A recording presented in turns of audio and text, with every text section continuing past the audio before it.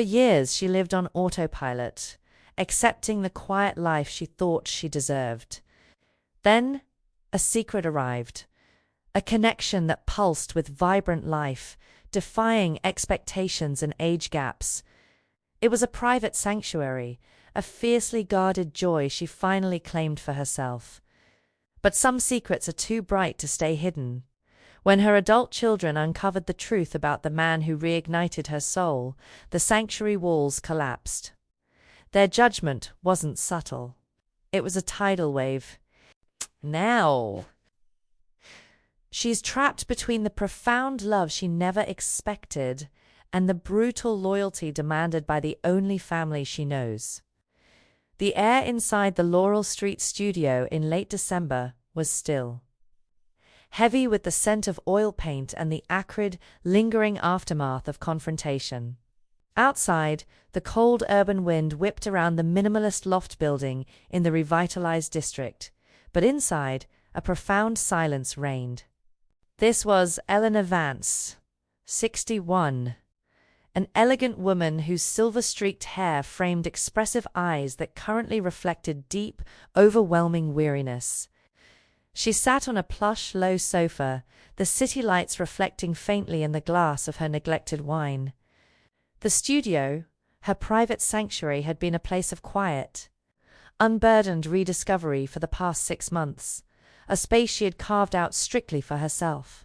It was here, away from the traditional, two-story colonial bulk of the Ashwood residence, that she had allowed herself to fall deeply, unexpectedly in love. But the sanctuary had been breached, not by a physical intrusion, but by the relentless, invisible intrusion of judgment. The Thanksgiving dinner fallout, which occurred only weeks prior, had been more devastating than any financial or physical disaster. It was a complete emotional demolition. She traced the delicate scrollwork on the sterling silver locket nestled beneath her silk blouse. It was a simple piece, a gift from him, symbolizing the secret connection and the world they had built together, a world now under siege. Thinking of him brought the sharpest pain. Julian Hayes, 35, possessed an athletic build and perpetually warm, thoughtful eyes. He was attentive, dedicated, and idealistic, everything Eleanor had forgotten existed in a partner. Their age difference, which had felt wonderfully irrelevant in their private moments, was now the massive, toxic wedge driven between Eleanor and her children. She had spoken to Julian only briefly since the discovery. His calls were patient, reassuring, but Eleanor's shame and doubt made her pull away. She could hear the accusations of her son echoing in the silence of the loft. Opportunist, fortune hunter, preying on loneliness. Eleanor picked up the red leather journal, its pages now filled with frantic, shaky script. It was her confidant, the only place where she allowed her internal crisis to unfurl. She had always been fiercely resilient and profoundly loving, but she was now caught between the undeniable joy Julian brought her and the crushing weight of filial disapproval. How can something that feels so right, so fundamentally good, be portrayed as such a moral failure? She wrote, her hand trembling. They have convinced me that my happiness is a weakness they must protect me from. Meanwhile, at the Ashwood residence, stability had calcified into a fortress of righteous indignation. The traditional colonial home, which represented years of Eleanor's conventional devotion, now housed the architects of her current misery. Chloe Vance, 37, stood by the massive mahogany desk in her mother's study. Polished and meticulously professional in her attire, she exuded a tightly wound, controlling energy. Chloe was deeply concerned with social dignity and the family's reputation in their affluent neighborhood. "It's not just the embarrassment, Ethan," Chloe said, her voice sharp with controlled fury as she adjusted the cuff of her crisp white shirt. "It's the sheer disrespect. Mother acts like a teenager. She's 35 years old. That's barely older than I am. She's making a mockery of everything Dad built." Ethan Vance, 33, sat hunched over the sprawling desk, illuminated by a single brass lamp. Clean-cut and dressed in sober business attire, he displayed nervous, skeptical energy. His focus was laser-sharp and financial.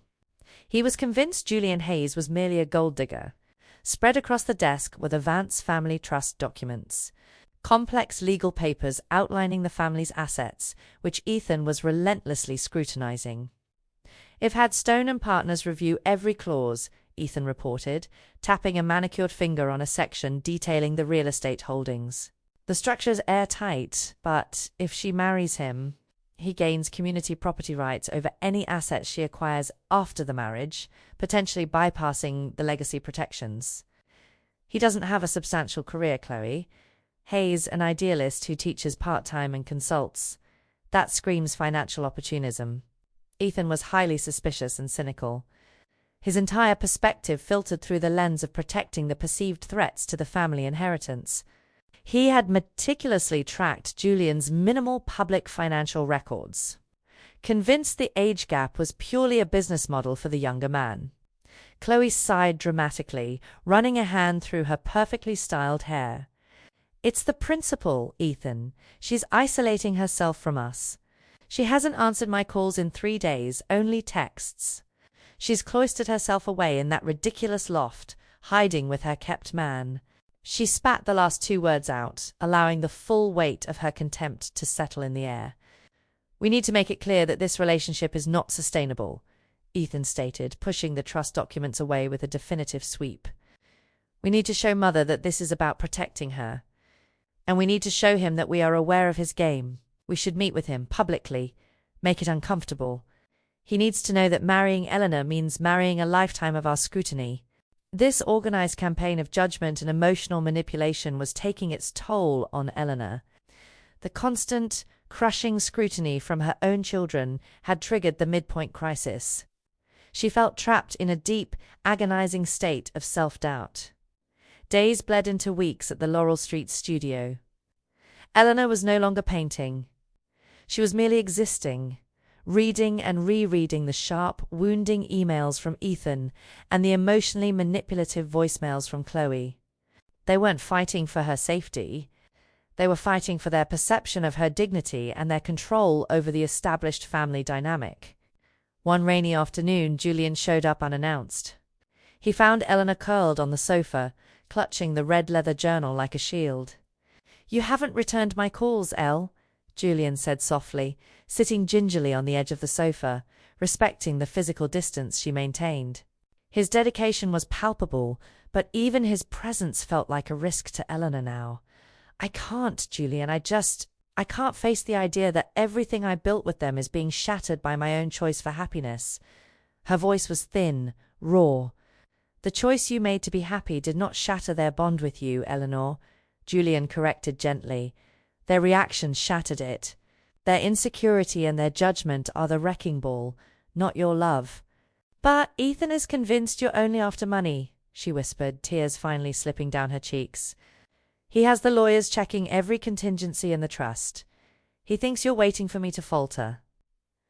Julian met her eyes, his usually warm gaze hardening with controlled resolve. "I love you, Eleanor. That's the only contingency I care about. And if the price of loving you means facing your cynical, mistrusting son and answering his questions about my finances, then I will. You don't have to fight this alone, but you need to decide if you believe them or if you believe us." His words, simple and direct, finally cracked through the defensive wall of shame Eleanor had built. She realized she had been prioritizing their comfort, their traditional, outdated expectations, over her own right to self-determination. The decision was made, not yet voiced, but solidifying in her core. She had to take a stand, but not in the intimate, defensible space of her loft, nor in the vulnerable space of her home. It had to be public, unavoidable, and high stakes. She called her children and Julian within the same hour. The Harborview Grill, Friday, 7 o'clock, she instructed both parties separately. No arguing, no accusations. "We are going to have a professional discussion about the terms of our relationship." The Harborview Grill was an elegant, expensive establishment known for its panoramic city views and its clientele who valued social appearances above all else. This was the ideal confrontation site, where every raised voice or public display of emotion would be amplified by the silent judgment of the surrounding elite. On Friday evening, the atmosphere was suffocating. Eleanor arrived first, meticulously dressed, projecting a quiet confidence she didn't entirely feel. Julian arrived minutes later, looking impeccably composed in a dark suit, his usual easy smile slightly tempered by seriousness. Chloe and Ethan arrived together, a united front of disapproval, radiating palpable judgment. Chloe immediately scanned the room, ensuring no one of consequence was witnessing this domestic drama. They were seated at a prime table overlooking the glittering city lights. The elegance of the setting emphasized the vulgarity of the upcoming conflict. "Thank you both for coming," Eleanor began, attempting to sound neutral. Ethan cut her off instantly, his voice low but sharp enough to slice through the ambient noise. "Mother, let's dispense with the pleasantries. Julian, I have been extremely busy reviewing the family's assets. The terms of the trust, and specifically, the prenuptial agreement father insisted upon." Julian nodded calmly, meeting Ethan's gaze directly. "And I assume you've found that your mother's wealth is substantially protected." "We're concerned about future exposure," Chloe interjected, her hands clasped tightly on the white linen tablecloth. "Frankly, Julian, we are confused about your motivations. You have a 35-year history of barely sustained employment. You teach philosophy part-time. My mother has significant assets. How do you expect us to perceive this arrangement, other than as opportunistic?" The confrontation was immediate and intense. This was the moment of high-stakes conflict, the emotional climax building rapidly. Julian leaned forward slightly, his posture unwavering. "Your perception is entirely based on your own cynicism, Chloe. I understand that your parents built something significant, and I respect that.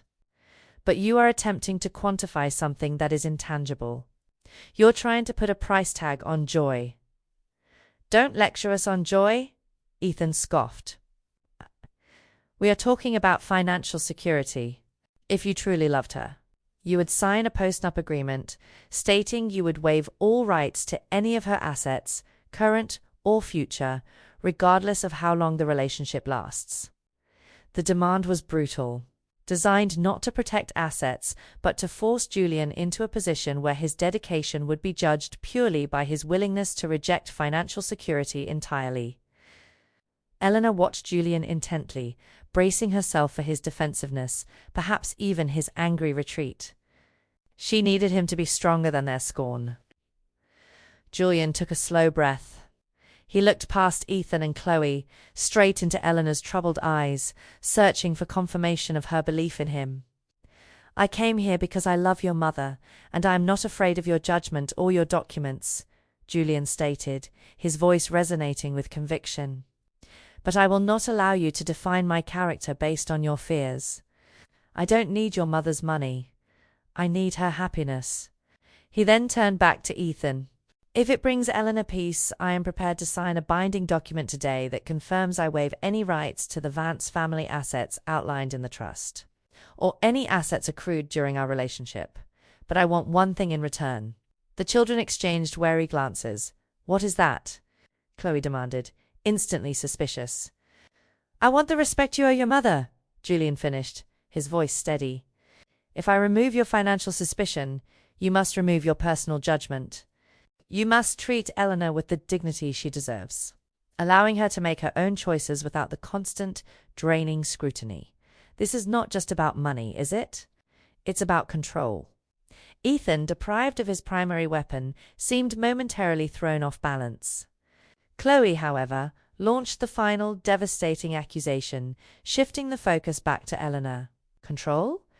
We are worried about your judgment, Mother." Chloe's voice rose slightly, drawing a sharp look from a nearby couple. "You are 61 years old, behaving like you're 20. You risk the entire family's reputation for a fling. Have you lost all sense of dignity?" The word dignity struck Eleanor like a physical blow. She realized that for Chloe, dignity meant servitude to conventionality, sacrificing personal joy for perceived respectability. Eleanor pushed her chair back, the scrape of metal on marble drawing every eye in the vicinity. She stood tall, her weariness replaced by an icy, focused clarity. She looked at Chloe and Ethan not with anger but with a profound, desolate sense of disappointment. "Enough," Eleanor stated, the word cutting the tension. "This dinner is over. Julian, I appreciate your honesty and your willingness to sacrifice your perceived rights for my peace. I accept your offer to sign whatever documents Ethan requires." She turned to her children, her gaze sweeping over their faces, holding their attention captive. "But the truth, Chloe, is that I have never been happier, and I have never felt more degraded than I do right now, sitting here with my own children. For years, I prioritized your needs, your education, your careers, and your expectations. I accepted a quiet solitude because I thought that was what a woman of my age was supposed to do." She placed her hand over the sterling silver locket beneath her blouse. "Julian restored a part of me I thought was dead. And if you define my dignity by my willingness to be miserable and alone, then I reject your definition entirely." The emotional intensity was unbearable. The confrontation at the Harborview Grill hadn't solved the crisis. It had merely confirmed the depth of the children's disapproval. Eleanor paid the bill, left the astonished Chloe and the defeated Ethan at the table, and walked out, Julian immediately following. The next morning, Eleanor, having achieved a painful clarity, prepared for the final decisive confrontation. This time there would be no discussion, only declaration. She chose a neutral location, the old main branch library downtown. It was a place of quiet contemplation and shared knowledge, far removed from the emotional baggage of her home or the glamour of the restaurant. It was spring 2024. The family met in a small, seldom-used reading room. The air smelled of old paper and dust motes danced in the afternoon light streaming through the arched windows. Julian was not present. This was purely a family matter. Eleanor sat opposite her children, the red leather journal resting on the polished wooden table before her. She had shed the last remnants of her self-doubt. Her voice, when she spoke, was steady, measured, and final. "I have called this meeting to articulate a decision, not to negotiate terms," Eleanor began. "Julian is signing the financial agreement today. That ends your reasonable suspicion, Ethan. But I need you both to understand that your constant scrutiny and your emotional blackmail have brought me to a precipice." She opened the journal, reading a passage she had written the previous night, a solidification of her renewed sense of self-worth. "I am 61 years old. I have earned the right to choose my path, to define my happiness, and to pursue love without the permission or approval of my adult children. Your disapproval does not invalidate my relationship. It only invalidates the connection we share as a family." Chloe started to speak, a protest rising in her throat, but Eleanor held up a hand, silencing her. "I love you both fiercely. Right? I will not trade my peace for your outdated expectations.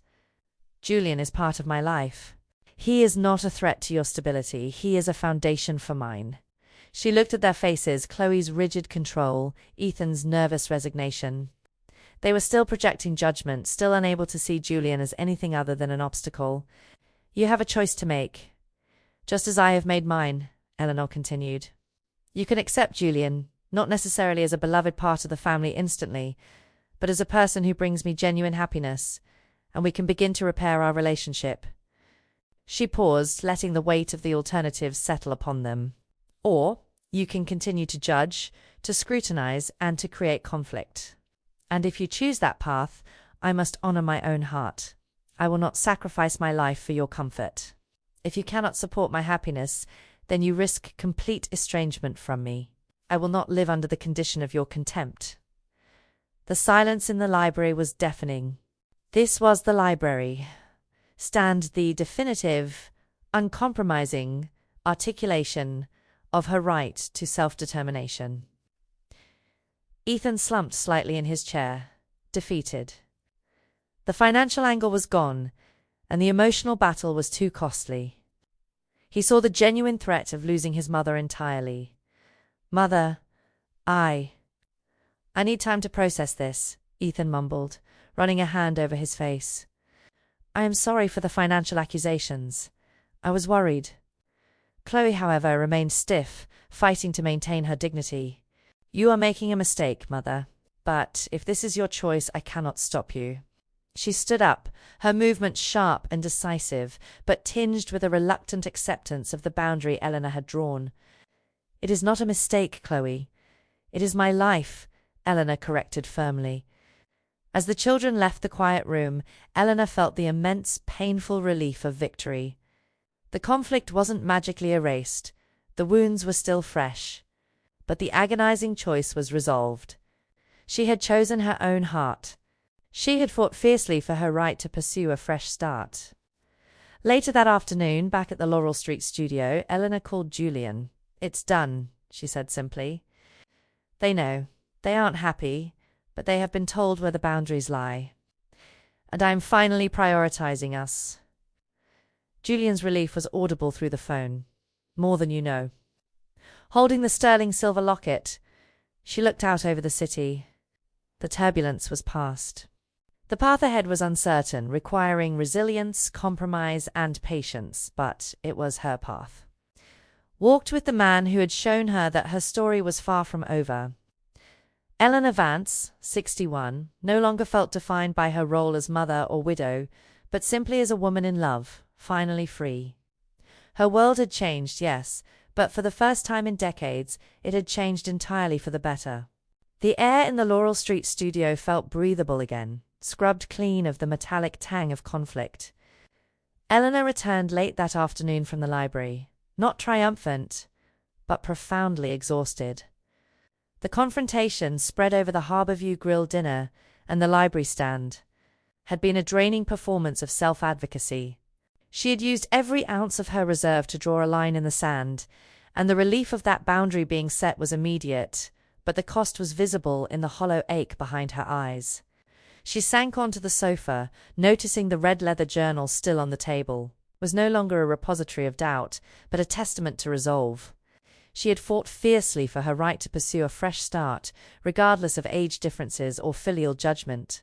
Julian arrived an hour later, letting himself in with the spare key. He didn't rush her. He simply sat beside her, not touching, giving her the space she clearly needed, yet his presence was a powerful, silent comfort. "How do you feel?" he asked, his voice low and soothing. "Empty, but anchored," Eleanor admitted, turning her head to look at him. His composure was remarkable. While she felt raw and spent, he looked solid, unwavering. They didn't capitulate. Not truly. They conceded defeat on the battlefield, but the war of perception is still raging inside them. Julian gently took her hand, intertwining their fingers. "Then we give them time to adjust to the new reality. That reality is simple. I love you, and I'm not leaving, and you refuse to be diminished by their fear." The next day was designated for the final pragmatic necessity, eliminating the financial pretext for Ethan's scrutiny. Julian met with Stone and Partners, Ethan's firm, without Eleanor present. He reviewed the meticulously drafted documents, an ironclad post-nuptial agreement that waived all claim to current and future assets associated with the Vance Trust or any properties acquired during their shared life. It was a formal, sterile act of devotion.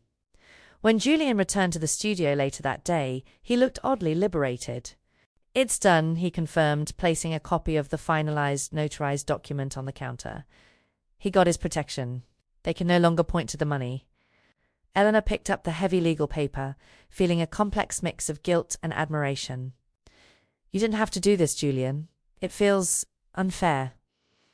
"It's the cost of admission to your life, Eleanor, and I pay it gladly," he said, his thoughtful eyes holding hers. "Their suspicion wasn't about the money. It was the symbol of their lack of control over your happiness. By removing the financial argument, we force them to deal with the real issue, my existence. They have to face the fact that you chose me, not for what I have, but for who I am." With the financial security issues settled, the ball was now firmly in Chloe and Ethan's court. The silence from the Ashwood residence was palpable in the days that followed. It wasn't the furious, judgmental silence that had preceded the confrontations. This was the sound of strategic withdrawal. At the Ashwood residence, Chloe and Ethan were forced into a painful reckoning. They had failed to stop the relationship, and worse, their aggressive tactics had brought them perilously close to losing their mother entirely. The threat of complete estrangement was far more potent than the threat of a gold digger. Chloe sat in the study, pacing the plush oriental rug, still radiating tightly wound energy. She could not stomach the idea of letting go of control, but she also couldn't risk the social damage of a public family rupture. "He signed it," Ethan said flatly, emerging from his office with a defeated posture. "The waivers are ironclad. He won't touch a dime of the principal." Stone and Partners confirmed it. The man is either the most sophisticated con artist in history or Hayes telling the truth. Ethan's voice held a tremor of nervous resignation. His foundational assumption that Julian was merely an opportunist had been ripped away. Now he was left with the messy, uncomfortable truth. His mother was genuinely in love with a man who prioritized her over her fortune. "Truth doesn't matter if it looks like a scandal," Chloe snapped, adjusting the collar of her silk blouse, a habitual movement that betrayed her anxiety. "It's about dignity, Ethan. Mother thinks she can just redefine decades of propriety because of a sudden infatuation. She called our dignity's servitude to conventionality."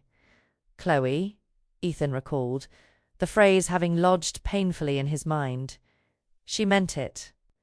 We pushed her too far. She's not retreating this time. We need to pivot. We can't accept him, but we have to accept her choice."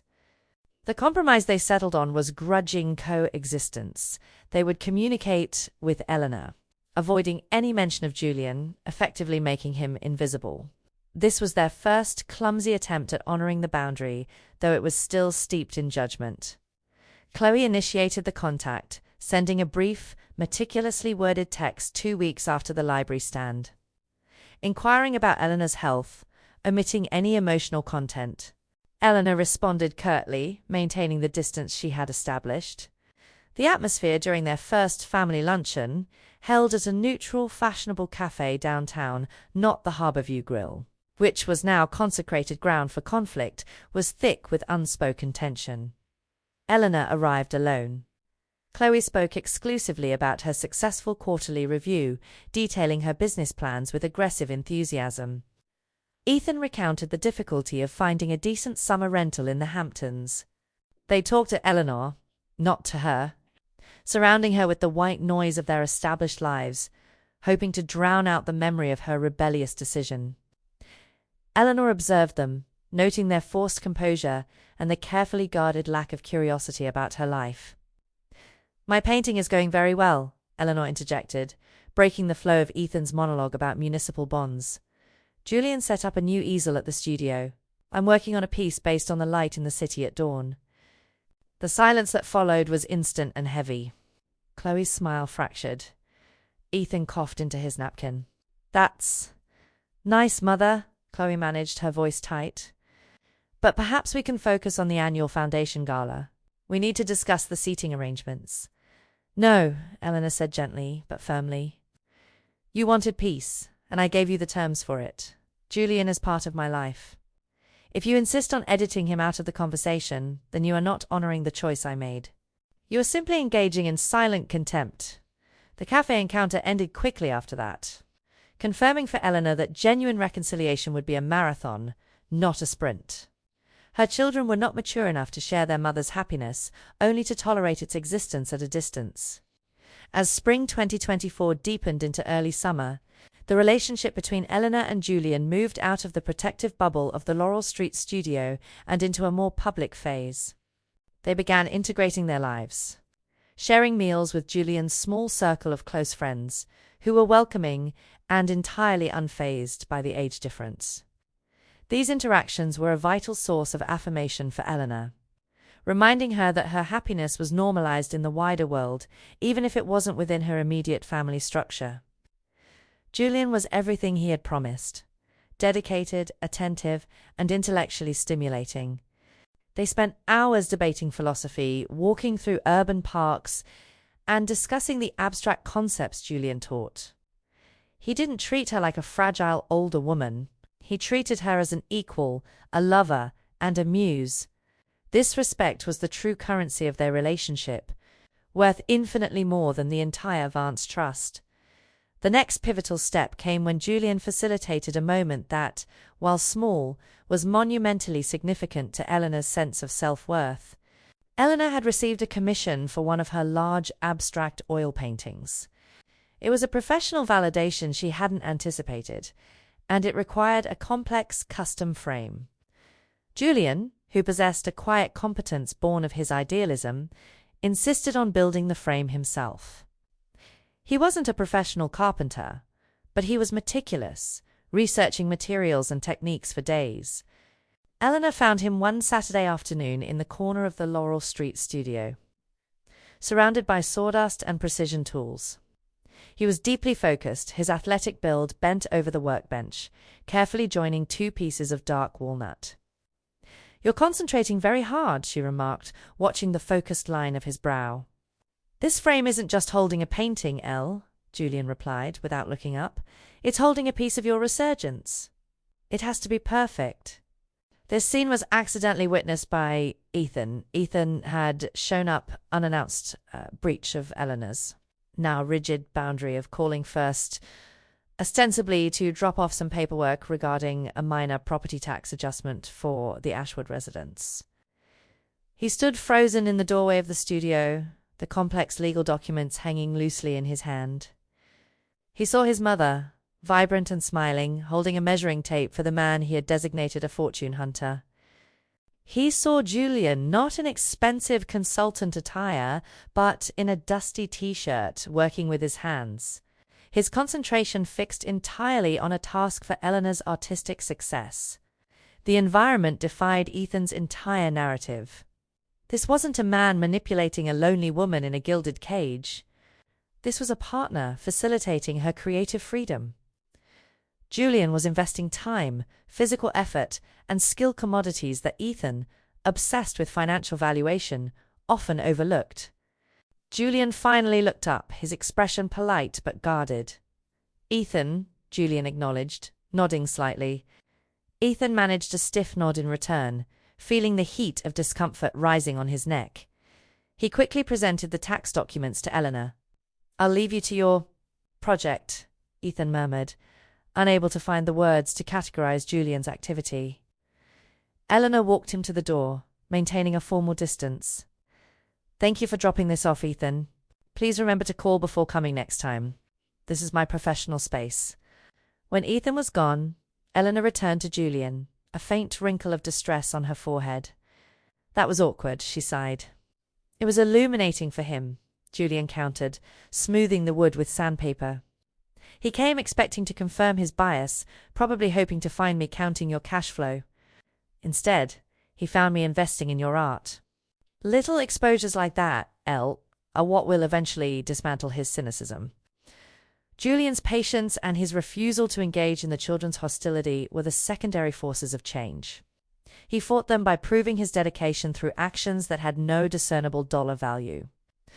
Over the coming weeks, Ethan began to show the first hairline cracks in his armor. He was the first to fully process the consequence of Julian's waiver. Since the money was protected, his fear had no logical foundation, only an emotional one, the fear of replacement.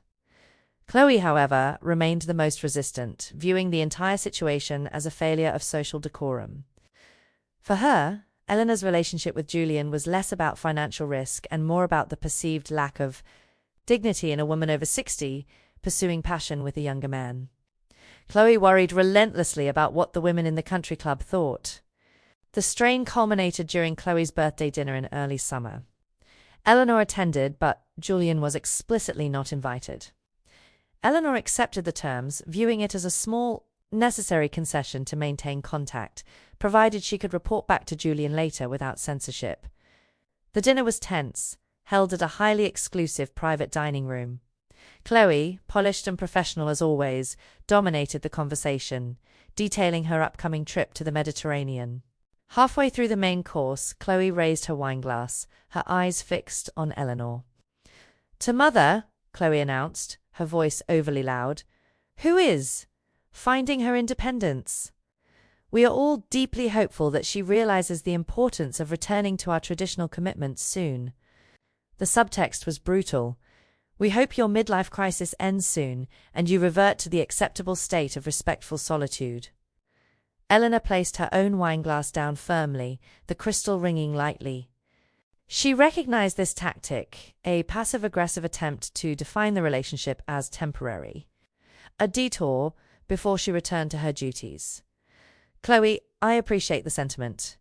But let me be clear," Eleanor said, her voice calm and firm, drawing the eyes of the waiter and the private party nearby. "My life with Julian is not a detour. It is my path. My independence means defining my own commitments. I spent decades fulfilling commitments to others. Now, I commit to my own happiness." She let her gaze sweep from Chloe to Ethan, who visibly shrank under the intensity. "I have told you both that Julian is not an option for debate. If you continue to frame my life choices as a temporary indulgence that needs management, then you leave me no choice but to manage my distance from you."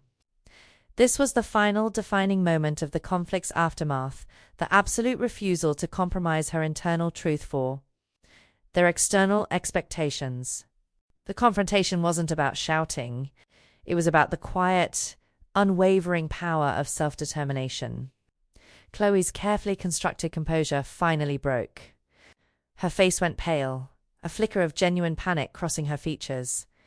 The possibility of losing Eleanor was becoming terrifyingly real, far outweighing the embarrassment of the age gap. "Mother, please," Chloe whispered, leaning forward. "I don't mean to be harsh. It's hard for us. We want you protected." "Then protect my right to choose, Chloe," Eleanor countered, rising slowly from her chair. "That is the only protection I require from my children. Good night." She didn't storm out. She exited with quiet dignity, leaving behind the stunned silence of the private dining room. She knew she had just sacrificed another layer of familial peace, but she had solidified her internal peace. The drive back to the Laurel Street studio was cathartic. When she arrived, Julian was waiting for her. He knew, without her having to explain, that the evening had been difficult. "It's exhausting, isn't it?" he asked, pulling her into a gentle embrace. "It is," she admitted, leaning into his strength. "But every time I stand up to them, I feel stronger, more defined. They are learning that the cost of judging me is higher than the cost of accepting me." The true healing process began slowly after Chloe's birthday. The children, realizing the permanence of Eleanor's resolve, started making hesitant, small overtures of acceptance. They couldn't yet invite Julian to the Ashwood residence, but they stopped avoiding the mention of his name. Ethan, whose world was governed by practicality, was the first to genuinely shift. He saw Julian as the dedicated partner who had solved the financial problem for free. He sent Eleanor a gift, a rare discontinued pigment she had been seeking for her latest painting. The card was simple: "To your continuing art." There was no mention of Julian, but the gesture recognized Eleanor's happiness and self-expression, which were inextricably linked to Julian. Chloe's move was less tangible but equally significant. She called Eleanor a week later, asking not about her commitments or her health, but about the specific light conditions in the Laurel Street studio that made her painting so striking.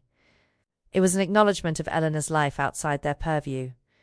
Eleanor and Julian spent the rest of the summer constructing their shared life. The Laurel Street studio was becoming less a sanctuary from the world and more the vibrant core of their partnership. They decided they would travel in the fall, a long-postponed trip that symbolized their commitment to a future together, unburdened by past expectations. One late summer evening, Eleanor sat in the quiet of the loft, reviewing the pages of the red leather journal. The script had evolved from the frantic, shaky lines of December's doubt to the smooth, confident flow of purpose. She read the final entry: "Summer 2024. I survived the judgment. I survived the agonizing choice. They tried to tell me that dignity was found in solitude and convention. Julian showed me that dignity is found in truth, courage, and genuine connection. The hardest part was not convincing them of his goodness, but convincing myself that my happiness was valid. The family dynamic has changed forever. It is bruised, but it is real. We are navigating a new map where I am the author of my own trajectory. Ethan speaks to me tentatively about Julian's integrity concerning the papers. Chloe still struggles with the public perception, but she has learnt to value my presence more than her reputation. I am 61, and I am finally free. Not free from responsibility, but free from expectations imposed by fear. The locket is no longer a secret anchor. It is a visible symbol of a future I chose. My story was far from over. It was merely waiting for the courage to write the next chapter. She closed the journal, the soft thump echoing slightly in the loft. She walked over to the kitchen where Julian was making tea. He looked up, his thoughtful eyes warm. "What were you writing about?" he asked. "The ending," Eleanor said, smiling. "The true ending. The one where I realized that the unbreakable bonds of family don't have to mean sacrificing the undeniable human right to self-determination and lasting love." She walked toward him, feeling the effortless joy that still bloomed every time he looked at her. The conflict had been high stakes and raw, forcing her to choose between the comfort of the familiar and the risk of genuine happiness. She had chosen herself, and in doing so, she had not lost her family, but rather she had taught them the true meaning of respect. Julian wrapped his arms around her, holding her tightly. "A beautiful ending," he murmured into her silver-streaked hair. "No," Eleanor corrected, leaning back slightly, her expressive eyes shining. "A powerful beginning." They stood there, surrounded by the soft city sounds filtering through the urban loft, a woman who had reclaimed her vibrancy and the man who loved her fiercely for it, ready to step forward into their future, unburdened and completely together. The battle was won, the path was clear, and Eleanor Vance was finally living the life she deserved. The atmosphere in the Laurel Street studio had shifted from a fortress of defense to a dynamic workshop of shared life. The summer air, once thick with the anxiety of impending confrontation, now hummed with productive tranquility. Eleanor and Julian were meticulously planning their autumn triper journey that felt less like a vacation and more like a declaration of permanence.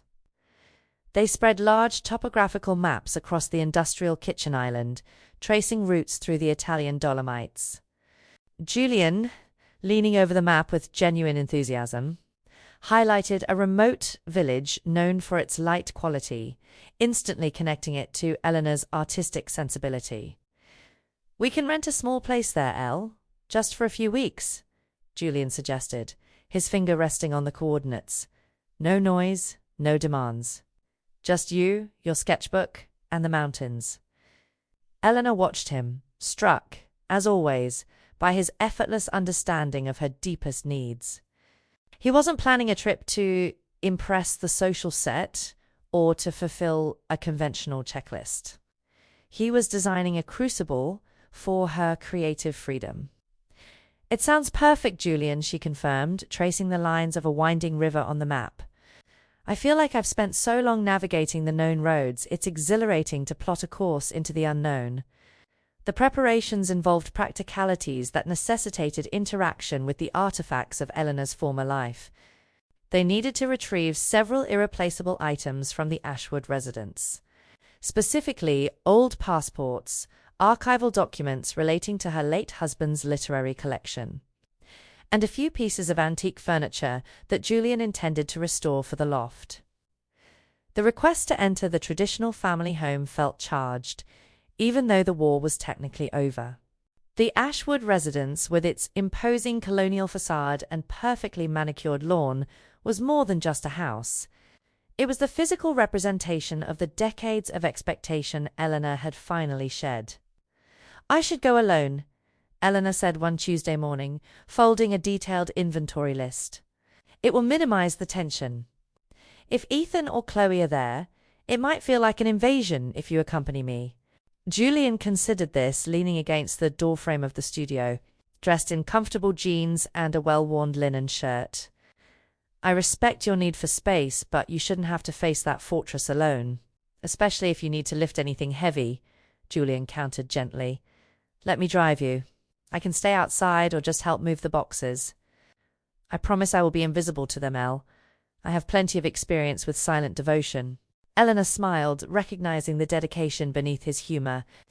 Very well, but if you see Chloe, I suggest you employ the strategy of the swift, polite retreat.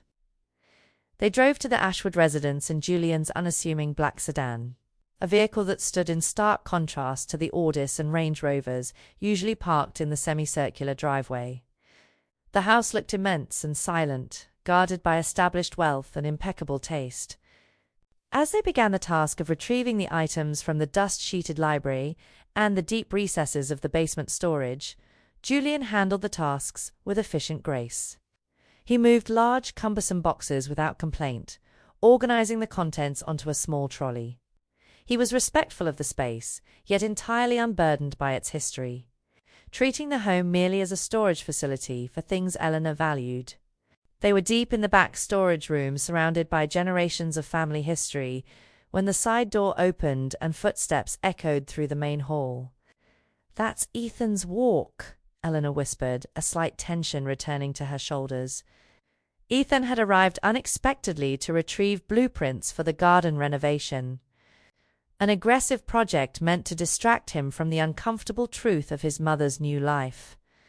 He was dressed in his usual meticulously tailored suit, phone pressed to his ear, arguing logistical costs with a landscaper. Ethan rounded the corner from the kitchen, stopping dead when he saw them. Julian was on his knees, carefully wrapping a fragile porcelain vase Eleanor had requested, his face slightly smudged with dust, entirely focused on protecting the object. Eleanor stood beside him, directing him with an ease and familiarity that spoke volumes. The sight of Julian, physically entrenched in the most intimate domestic spaces of the Ashwood residence, doing chores without fanfare, hit Ethan differently than the earlier encounter at the studio. Then, Julian was working on her art. Now, he was managing their history. Ethan ended his call abruptly, the click of his phone echoing in the sudden silence. Eleanor rose slowly, dusting off her hands. "Hello, Ethan. We're just collecting a few things before the trip." Ethan's eyes flickered between the dusty boxes, the vase, and Julian. He saw Julian methodically securing the trolley, treating the family heirlooms not as items to be coveted or claimed, but simply as objects needing protection. "The trip," Ethan repeated, his voice stiff. He hadn't meant to bring it up, adhering to the unspoken rule of avoiding all topics related to Julian. "Italy, I believe." "Yes. We leave in early autumn," Eleanor confirmed, meeting his gaze steadily. Julian finished securing the trolley load. He straightened up, his thoughtful eyes settling on Ethan. There was no defiance in his stance, just calm presence. "I understand you have some concerns, Ethan," Julian said, his tone entirely neutral, pragmatic, the only language Ethan truly respected. "I want to assure you that every item going into storage is catalogued and secured. The safety and security of Eleanor's assets, both material and legal, is paramount to me." Julian wasn't defending his character. He was addressing a business concern. He spoke to Ethan not as a rival, but as a peer in risk management. Ethan was momentarily thrown off balance. This wasn't the passionate rebuttal or defensive maneuvering he expected from a perceived threat. This was corporate assurance. "The security of assets," Ethan muttered, the phrase triggering the legal framework he understood. He looked at Julian, seeing the man who had unilaterally and voluntarily signed away any claim to the Vance trust. The pragmatic mind needed to acknowledge the facts. "The waiver," Ethan started, rubbing his chin, the nervous habit returning. "The documents you signed were extensive. Stone and Partners confirmed they are watertight." "They are," Julian agreed simply. "My connection to Eleanor is not predicated on any form of material gain or the promise of future security from her estate. I have my own work, and I rely solely on it. The financial protection you sought for your mother is complete, and I am the one who ensured it." This direct, unequivocal confirmation, delivered in the very heart of the Ashwood residence, finally broke through Ethan's financial cynicism. Julian had turned the tables. He wasn't just not interested in the money.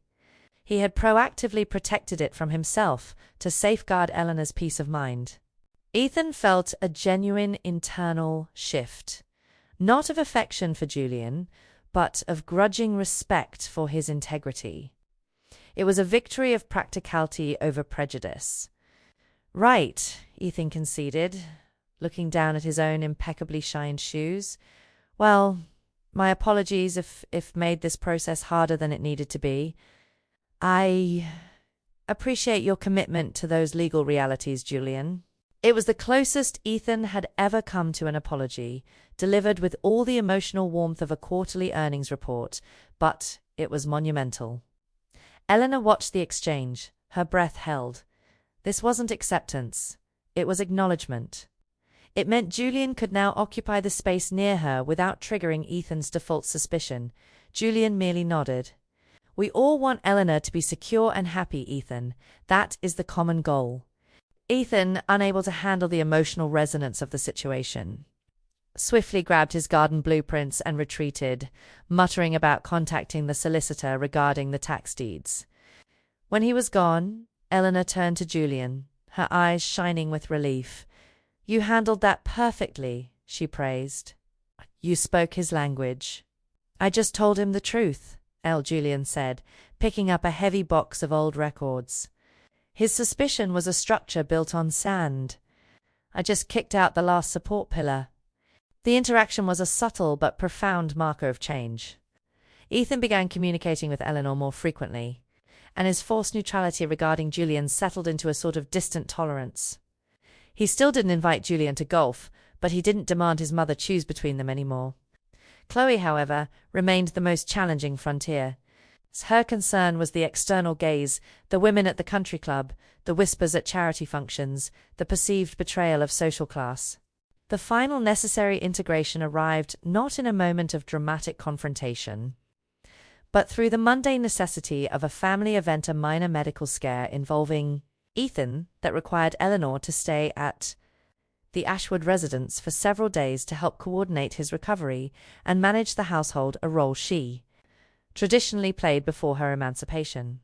Julian, unable to stay with Eleanor in the house, established a comfortable rhythm of bringing healthy meals and medical supplies to the front door, maintaining the boundary, yet providing palpable support. Chloe, arriving from a frantic meeting, found Julian on the porch, holding a large insulated bag containing organic broth and carefully portioned vitamins. She had not seen Julian since the disastrous birthday dinner, and her tightly wound energy immediately escalated into defensiveness. "Julian," Chloe said, her voice sharp, her gaze judgmental as she approached the porch steps. "What are you doing here?" "Eleanor needs a few things, Chloe," Julian replied calmly, stepping back immediately to give her space. "Ethan is resting, and she requested I bring dinner. I assume I can leave this inside the mudroom." Chloe looked at the bag, then at Julian, dressed in simple, quality clothing, radiating competence rather than aggression. She saw not a threat, but a highly effective logistical partner. "Yes, fine," Chloe clipped out, gesturing toward the door. "But you cannot stay. Mother needs to focus on family matters right now." "I know," Julian assured her, his thoughtful eyes holding none of the judgment she projected. "I am here only to support her in her role as a mother, not to interfere with it. She needs fuel and rest, and I intend to ensure she has both." Chloe watched him place the bag carefully inside. She noted the quality of the thermal container, the small card tucked inside Eleanor's favorite painter printed on the front, and the sheer, consistent attentiveness of his actions. It was impossible to argue that this level of dedicated care was mercenary. "You know," Chloe began, speaking almost against her will, the words tasting like ash in her mouth. "People talk, Julian. They see the age difference. They see her history. And they assume the worst." Julian turned back, his expression conveying profound empathy, not irritation. "I know, Chloe," he said softly. "And I understand why your reputation, Your social standing is important to you. But Eleanor's happiness is the only reputation that matters to her now.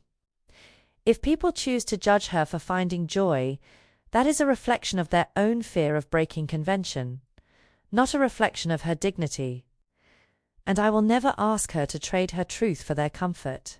He didn't lecture, he simply stated the new reality. He validated Chloe's concern about social judgment, but immediately dismissed its relevance against Eleanor's self-determination. For Chloe, this was the defining moment. She realized Julian was not the source of the scandal. He was merely the catalyst for Eleanor's liberation. Her mother had changed, and Julian was simply the man who loved the woman she had become. Continuing the fight meant rejecting her mother's newfound vitality, not protecting her from a predator. Chloe took a deep breath, the tightly wound energy seeming to loosen a fraction. She seems happier, Chloe admitted, the words barely audible. Truly, more like herself than she has in years. She is, Julian affirmed, and that happiness is non-negotiable. Chloe nodded, a stiff, formal movement. Thank you for the broth, Julian. Please tell her. I appreciate it. It was the first time she had extended any form of acknowledgement to him that wasn't purely hostile. It wasn't love or even liking. It was the realization that the man wasn't going away, and his influence was demonstrably positive. The wall of dignity had cracked. A few days later, Eleanor returned to the Laurel Street studio, exhausted but fulfilled from caring for Ethan. She recounted the minimal civil interactions. They are learning that acceptance is easier than alienation, Eleanor observed, sinking onto the sofa. She picked up the sterling silver locket, which now rested against her collarbone, no longer hidden beneath high necklines. It took courage, Julian reminded her, sitting beside her. You forced them to confront their own rigidity. The true conclusion came not with a family hug or a public announcement of support, but with a small private gesture orchestrated by the children together. A week before their planned departure for Italy, a large, beautiful antique atlas arrived at the Laurel Street studio via professional courier. It was heavy, leather-bound, and clearly expensive, a rare find. Eleanor opened the accompanying card. It was co-signed by Ethan and Chloe. Mother, we wanted to ensure you and Julian have the best possible resources for planning the next chapter. We wish you both a safe journey and a truly enriching experience. E and C. The card didn't use Julian's name explicitly, but the message was clear. They recognized the shared nature of her journey. The atlas, a symbol of planning, exploration, and the future, was the ultimate acceptance of their partnership and Eleanor's self-determination. They had accepted that their mother's trajectory was hers alone to chart. Eleanor ran her fingers over the embossed leather cover, a sudden, powerful wave of emotion washing over her. It wasn't the material gift that mattered. It was the final, definitive acknowledgement that she was an adult with the right to choose her own life, and that their love for her transcended their fear of the unconventional. Look at this, Julian, she murmured, holding out the card. They stopped trying to edit me. Julian took the card, reading the carefully worded note. They realized that the true risk was not you falling for a younger man, but them losing their mother entirely by trying to cage her. He kissed her hair, then looked at the loft around them, the art, the books, the organized mess of a life actively lived.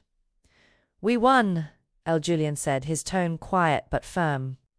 Not because they bowed down to us, but because you stood up for yourself. You taught them how to love you, not just how to own you. As autumn 2024 arrived, painting the city parks in hues of gold and rust, Eleanor and Julian stood on the threshold of their travel. The red leather journal, now filled to the last page, rested inside her carry-on, serving as a chronicle of courage.